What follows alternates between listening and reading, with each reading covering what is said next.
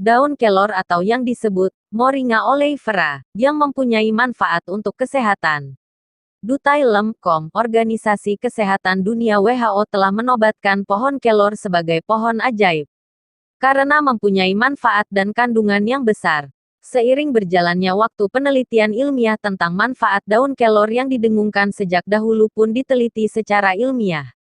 Seorang ahli obat tradisional, Gunther Harnies, dalam pengantar buku mengenai keajaiban pohon kelor, dirinya menyebutkan keunggulan tanaman kelor berdasarkan beberapa penelitian seperti diungkapkan peneliti senior bidang etnobotani Pusat Penelitian Biologi LIPI, Eko B. Walujo. Berikut keunggulan tanaman kelor dibandingkan sayuran yang lain. 2x lebih banyak dari protein pada kedelai. 6x lebih banyak dari vitamin C pada jeruk. 4x lebih banyak dari vitamin A pada wortel. 4x lebih banyak dari kalsium pada susu. 7x lebih banyak dari kalium pada pisang. 7x lebih banyak dari vitamin B1 dan B2 pada ragi. 6x lebih banyak dari polifenol pada anggur merah. 4x lebih banyak dari asam folat pada hati sapi. 4x lebih banyak dari vitamin E pada gandum. 2x lebih banyak dari serat pada gandum. 1,5x lebih banyak dari asam amino esensial pada telur. 25x lebih banyak dari zat besi pada bayam. Manfaat daun kelor bagi kesehatan. 1. Menurunkan tekanan darah tinggi. 2. Mengurangi kolesterol. 3. Meningkatkan kinerja jantung. 4. Menurunkan kadar gula dalam darah, diabetes.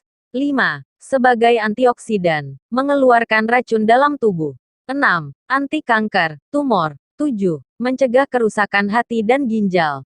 8. Mengatasi kemandulan. 9. Menyembuhkan penyakit splenomegali, yaitu terjadinya pembengkakan pada limpa. 10. Mempercepat produksi sel darah merah, baik diminum untuk ibu-ibu pasca kelahiran. 11. Memperkuat rahim. 12. Membantu meringankan sakit pegal karena asam urat dan rematik. Sudah selayaknya kita mengatur kesehatan kita dengan hidup sehat dengan herbal.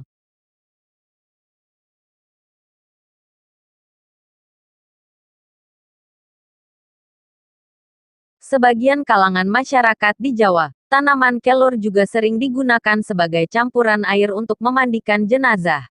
Menurut kepercayaan, campuran tersebut dimaksudkan untuk membuang ajimat yang masih melekat pada jasadnya.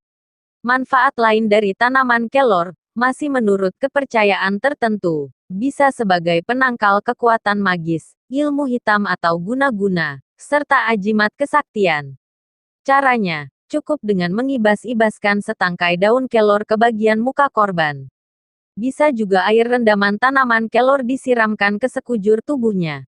Kelor terkadang juga dijuluki si kayu gaib, terutama galihnya. Inti kayu kelor yang keras, coklat tua hingga hitam. Ada kalanya kayu galih kelor yang biasanya langka itu dipuja-puja oleh kalangan dukun di Jawa.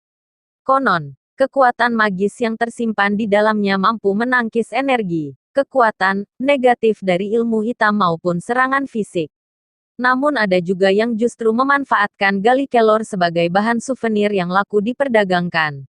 Semisal dibuat kerajinan anting-anting dengan bentuk dan ukuran bervariasi. Konon, bersama bahan-bahan lain, seperti pala, bawang merah, bawang putih, dan lainnya. Kelor bisa dibuat bedak pupur untuk sarana mengobati orang kurang waras. Mereka yang suka ngomong sendiri, ngomel-ngomel sendiri, melucu sendiri, dan tertawa sendiri. Begitupun orang yang kesurupan akan kembali waras. Menjernihkan air, yang sempat diuji adalah manfaat biji kelor sebagai penjemih air. Seperti pernah dipublikasikan New Scientist Desember tahun 1983, biji kelor digunakan untuk menjernihkan air sungai keruh berlumpur di Sudan dan Peru. Juga dilaporkan, biji kelor memiliki kemampuan antibakteri.